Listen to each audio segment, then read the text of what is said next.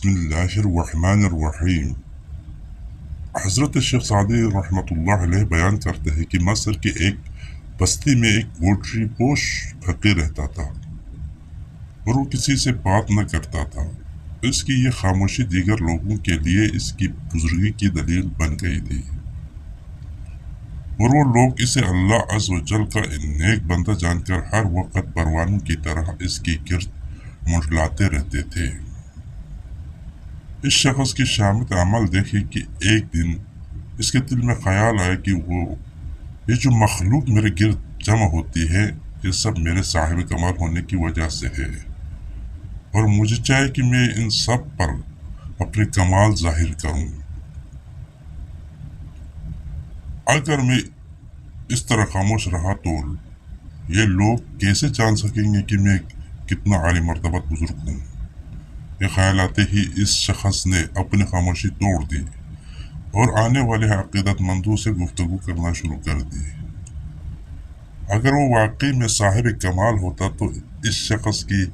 حکمت و دانائی کی باتوں سے لوگوں کے دلوں میں اس کے لیے عقیدت زیادہ ہو جاتی، لیکن وہ جاہل تھا، اس لیے جب اس نے لوگوں سے الٹی سیدھی باتیں کی تو لوگ اس سے متنفر ہونا شروع ہو گئے اور اس کے پاس آنا چھوڑ دیا اور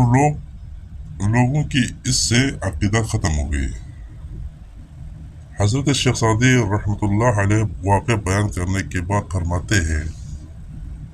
کہ اے عقل مند، خاموشی تیرے لیے باعث عزت ہے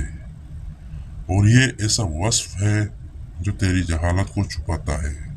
بس تجھ پر لازم ہے کہ تو بغیر ضرورت کے اور بغیر سوچے سمجھے گفتگو نہ کرے کہ تیرے عیوب دوسروں پر ظاہر ہوں۔ مقصود بیان۔ حضرت شیخ سعدی رحمۃ اللہ علیہ اس حکایت میں بیان کرتے ہیں کہ خاموشی بہت سے بلائیوں کی جڑ ہے اور دانائیوں کا قول ہے کہ کم سونا، کم کھانا اور کم بولنا بہت سی برائیوں کو روکتا ہے،